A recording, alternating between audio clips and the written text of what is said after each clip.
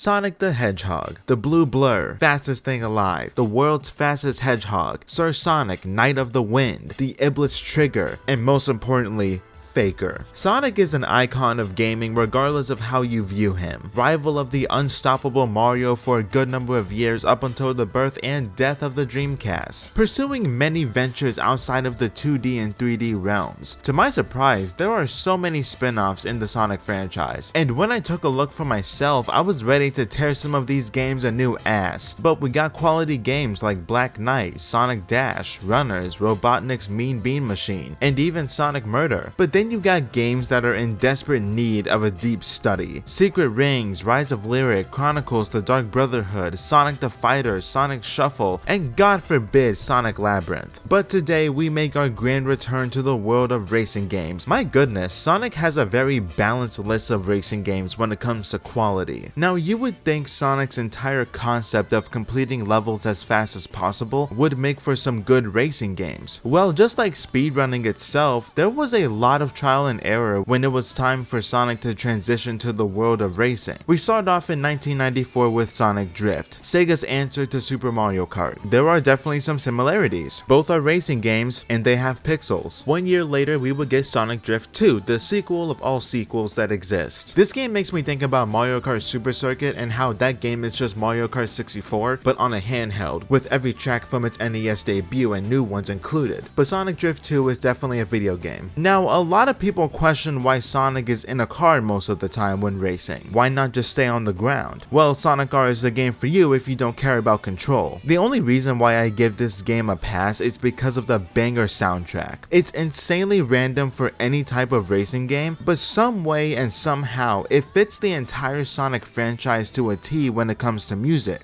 Definitely one of the most memorable OSTs in Sonic's long history. After that we get to one of the worst years for Sega because that's when Sonic 06 was released, but surprisingly it was the only Sonic game of 2006 that sucked hard, because on the racing end we would get Sonic Riders and Sonic Rivals, two very ambitious titles trying something new with the racing formula. Riders gives us a super unique gameplay concept while Rivals is a 2D racer. The same thing goes for Rivals 2 in 2007, but with more improved gameplay, more characters to choose from, and so on. Fast forward to Sonic Riders Zero Gravity, another great entry. It picks up where the original left off and is just as good. After that, I believe we hit the magnum opus of Sonic Racing at the time, Sonic and Sega All-Stars Racing. Let's have Sega's other IPs join in on the fun. Samba de Amigo, Billy Hatcher, Ooh La La, Akira and Jackie from Virtua Fighter, BD Joe from Crazy Taxi, Beat from Jet Set Radio, and so many more. This game was on every major platform and I was unfortunate enough to only have played this game on mobile. Never have I touched this game on a console or PC despite me having a Wii, Xbox 360, and a DS. Although despite that, I did enjoy this game for the limited amount of time I played it for. Rest in peace Sonic and Sega All-Stars Racing on mobile. You were not that bad, but you were probably the worst option out of all of these. Continuing throughout 2010, we get to not only one of the worst Sonic games of all time, but just straight up one of the worst video games of all time, Sonic Free Riders.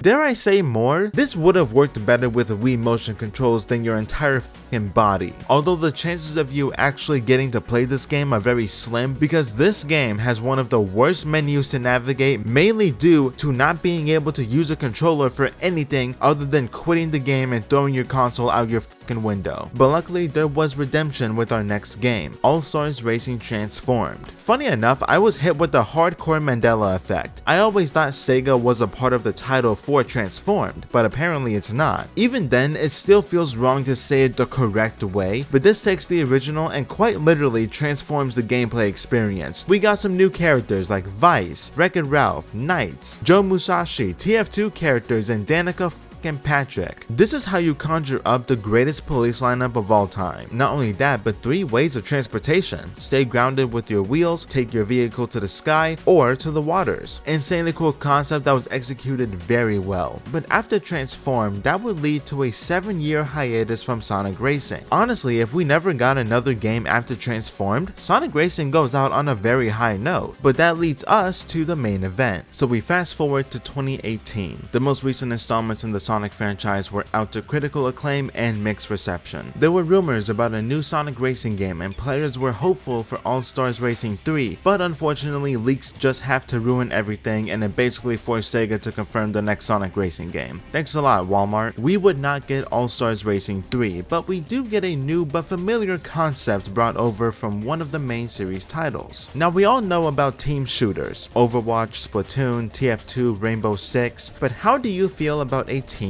racer? Except the game won't be solely a network-based game where you're forced to play online with other people no matter what. Granted, most of the time it should be optional no matter what, but I digress. Sumo Digital is back on development, as they worked on both All-Star Racing games, so the experience is definitely there, but Sega challenged them with a new gameplay idea. It must have been insanely difficult to not add Vanellope as a playable character. Team Sonic Racing was released worldwide on the PlayStation 4, Nintendo Switch, Xbox One, and PC on May 21st, 2019. It would soon become backwards compatible with the next generation of consoles when they release respectively. A racing game that's solely based on teamwork. A very interesting idea. Work as a team and grab first place. Something you don't see get its own overall concept for a racing game. So let's take a look and see how far the concept of team racing can go. This is Team Sonic Racing. Okay, we got some first impressions to go over. The opening cutscene. I remember I was conflicted. You can finish the rest of that if you want to. Something about the pacing of this opening scene and the music, it feels off. Despite the cool moments, I'm not the biggest fan of the choice of song. Don't get me wrong, I like the song itself, but it doesn't feel like it belongs in a racing game opening cutscene. This is a song you would hear in a game like Burnout. The cutscene itself is solid on its own, although I think it could have been paced a little bit faster to make things more intense, but regardless, I do like it. I also wish there were some different title screen designs to make it a little bit more interesting, and then we get to the main menu. Quite lazy if I do say so myself. Instead of unique renders for the menu, it's just the base character renders edited into their respective vehicles. There should also be different variations of this main menu with all the different teams, but what the hell can you do? It's not very often that you open up a racing game and find a very comprehensive story. Usually there's a campaign full of missions, but generally you can do whatever the you want and enjoy yourself. But here in this primarily story-based franchise that is Sonic the Hedgehog, there is a full-on narrative to be told. And so that leads us to our colorful cast of characters who were invited to a special event by a Tanuki. Sega, why? We could have gone for literally any other race to choose from. Just give us a sexy tiefling or something. But wait, he might be an alien. This is the Donpa, and he has gathered everyone to compete in some team-based racing. From what I understand, he builds vehicles with special technology for every type of racer, catering to their strengths and weaknesses, although everyone is suspicious of him and his motivations. The cast is a bit on edge as the story goes on, since there is a chance he could be working with Eggman behind the scenes. So after some off-screen detective work in between races, it turns out that the Donpa is king of his own respective kingdom and president of his own automotive corporation known as Donpa Motors. This company is on the cusp of creating a new type of engine that runs off of an ultimate energy. These racing events were a part of the Donpa's research data for this new engine, and it gains its powers from teamwork. Basically, the power of friendship if it was a car engine. Now Eggman is definitely planning to steal the engine for his own use, but instead of the Donpa secretly being evil, Eggman just kidnapped him and held the Pa hostage just so he can finish for Eggman instead of his own ambitions. Once it's complete, Eggman creates a Doomsday Death Egg vehicle with this new energy, and let's just say it did not live up to expectation. All of that just to get 6th place. In my opinion, it's a decent enough narrative. You don't really need the most thought-provoking dialogue for a game like this, but you can say that they put something together and it worked to its own extent. I'll be honest, I did not pay attention to because I just wasn't all that interested. It didn't pull me in like I wanted it to. I say that as if I cared in the first place. Realistically,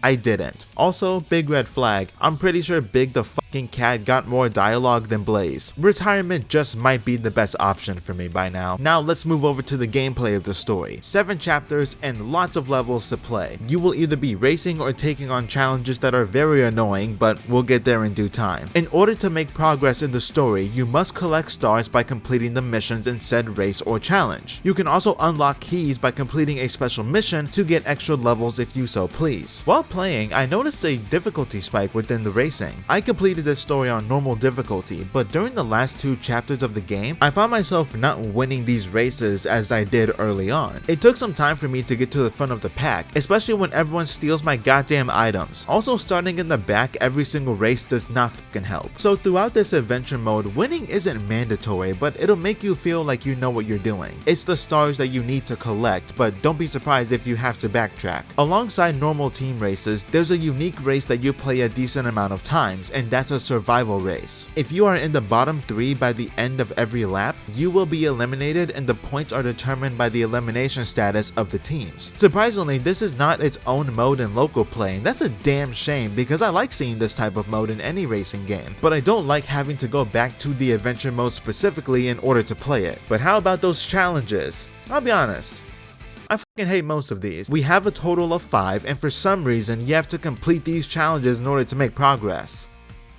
Why? I personally enjoy normal racing in this game, but when I attempted these mini games for the first time, I sat back in disgust. But let's talk about them, only because I have to keep it fair and give them a chance. First up is traffic attack. You must dodge the traffic surrounding the track, and you'll earn points. You also want to pass through gates to gain extra time to the countdown and more points. This one is honestly fine, pretty chill, not all that stressful to complete.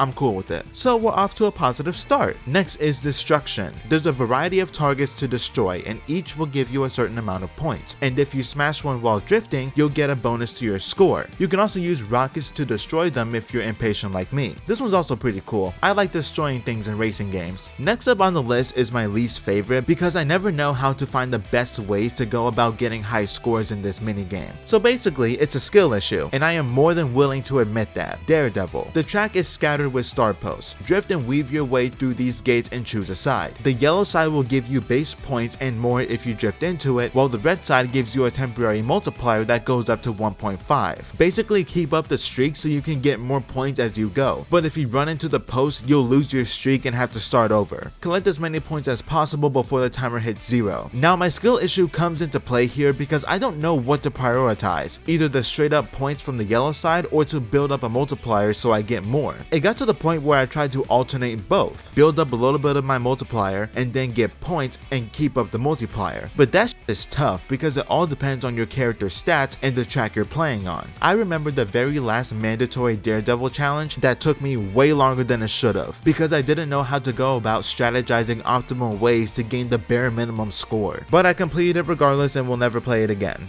I don't like it. Moving on to Ring Challenge, the most straightforward of these missions. Collect rings that'll give you points, and if you drift while collecting, you'll regain some time. So you want to be drifting at all times because you'll get both points and extra time. This one's actually very fine. I'm actually really cool with this one. Finally, we get to end off on a positive note with my favorite mission, Egg Pawn Assault. Like I said earlier, destroying things in racing games is a lot of fun, and I definitely prefer moving targets to normal stationary targets. Eliminate as many egg pawns as possible within the time limit. There are 4 different pawns that give you a certain amount of points. You can use rockets to get rid of them or just bump into them. Definitely the most replayable for me, but unfortunately I can't say that about the others. Now this kind of leads to me contradicting myself just a little bit. Initially, I didn't really enjoy these missions mainly because they were forced onto me and required to complete in order to make progress in the story.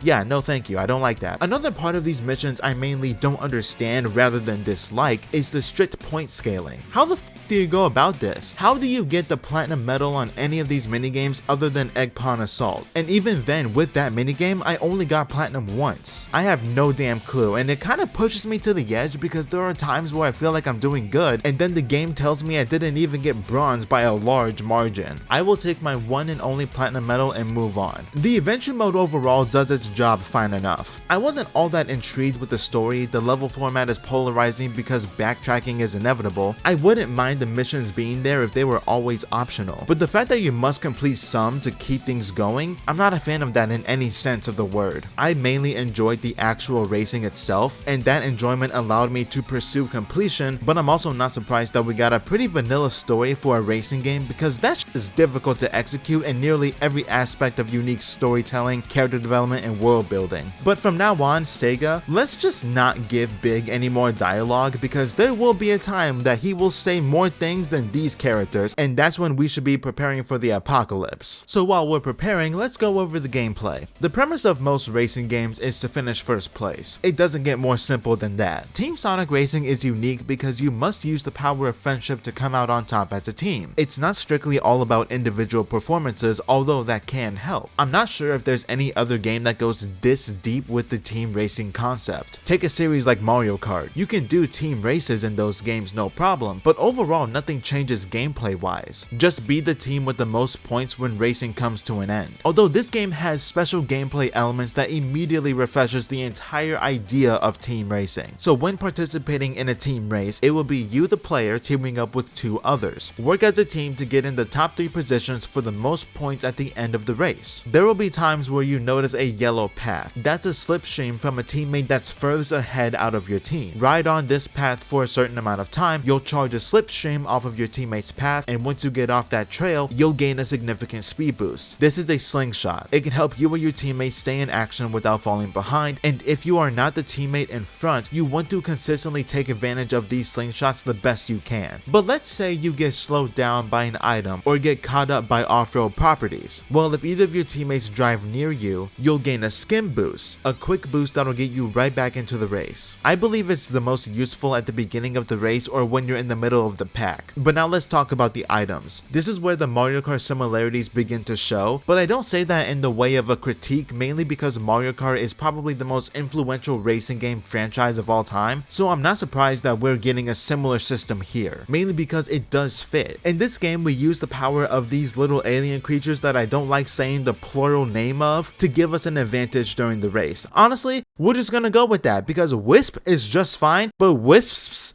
what the hell is that? From pure offense to slow down the competition, playing defense and keeping your opponents from taking first place, and items that help out the ones further back. They are just as annoying to deal with as the items in Mario Kart, and funny enough, there are some mirror similarities, at least when it comes to effects. To add on to the aspect of teamwork, you can transfer an item you're holding to a teammate that doesn't have an item. All of these elements of teamwork, slingshots, skim boosts, and transferring items to each other will fill up a gauge that will allow you to use your team ultimate. You get a major boost of speed as well as invincibility that destroys everyone in its way. Whenever you run into an opponent, you get some of your ultimate meter back, so it's a really useful comeback mechanic if you're super far behind. Putting all of this together, I very much enjoy the general gameplay. Granted, it took me so much time to get used to it despite the similarities to Mario Kart I mentioned earlier. The gameplay itself, the overall handling and drifting is much different from Mario Kart, partially because there are still 3 levels of boosts you can gain when drifting or if you're getting ready for a slingshot. Some smaller parts to mention is the 3 tiers of drifting. The longer you drift, the more impactful the boost, item distribution depending on your placement in the race from when you bust open an item capsule, and even a trick system. Whenever you find yourself in midair, you can perform an infinite number of tricks until you hit the ground. The boost you gain from this is dependent on the number of tricks you perform, but if you get back to the ground before your trick is over, you'll stagger and lose all your momentum. Funny enough, there are a bunch of tracks that allow you to do more tricks than the average number, and it's super fucking cool to watch. The game plays like a racing game should. All you have to do is just add Sonic elements to the fun. Although there are times where the race can get stale, but that's mainly when you're in first place and so far ahead of the race you might as well start lapping them. Also, I can't mention similarities to Mario Kart and not mention rubber banding. Yeah, there's no rubber banding in this game no matter the difficulty you choose. Your opponents have access to the exact same items and the benefits of Team Ultimate, as well as transferring items, skim boosts, and slingshots. Now let's keep moving and talk about our colorful cast of racers. Oh boy, I have thoughts and opinions that give me really bad vibes from games I've talked about in the past, and no, that is not a good thing whatsoever. 15 characters in total, and we get 3 different archetypes. 5 characters per archetype with their own strengths and weaknesses. Now, considering this is a team-based game, there are 5 respective teams that may seem familiar outside of certain character changes. Each fixed team has one of each archetype, and just by looking at the roster, it's insanely easy to figure out who's who. First up are the technical/technique characters: Tails, Eggman, Silver, Rouge, and Chow. This group has the best acceleration, great handling, and about average to above average everywhere everywhere else, which is not that bad. So if they get slowed down during the race, they can get back into it immediately, and they are the easiest to control. Also, whenever you go off-road with these characters, they don't lose their momentum and keep going at their normal speed. So they can use this to their advantage and gain a lead while avoiding all the chaos on the actual track.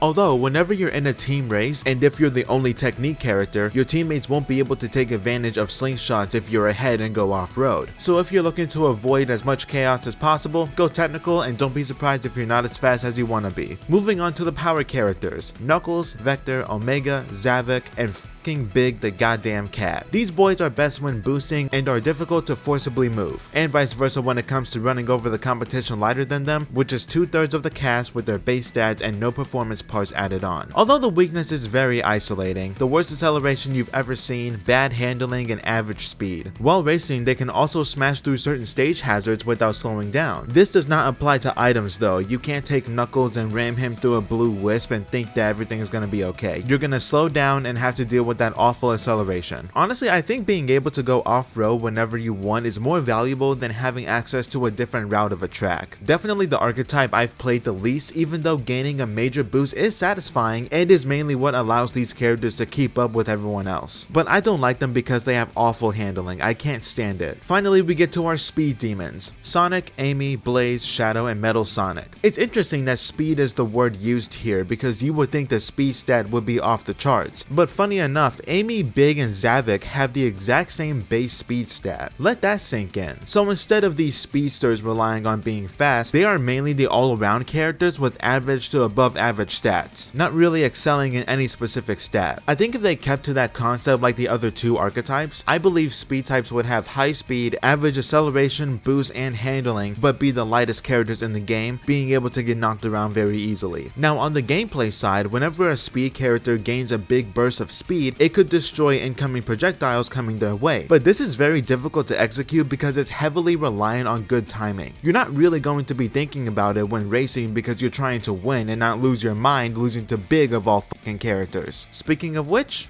that's all of them. I like what the base roster gives us, but this could be built upon in the future by adding more characters. But unfortunately, that never happened. We'll come back to that later. Let's keep moving. Let's move on to the tracks we get to traverse. We make our return to legacy environments from an assortment of games except for one. A total of 7 themes with 3 tracks designed around said theme, coming to a total of 21 tracks. The visual flair from areas like Casino Park, Rooftop Run, and Seaside Hill make my eyes sparkle, and I like all the other tracks as well. I don't think there's a single bad track here. The worst ones are usually just a bit vanilla or too short for my liking, but some positive standouts consist of Ocean View, Hidden Volcano, Clockwork Pyramid, and every track from Rooftop Run, Casino Park, and Final Fortress. Speaking of which, once you complete the team adventure, you unlock the Final Fortress tracks, but for some reason you can't race on any of those tracks in either team or solo Grand Prix, only in exhibition races.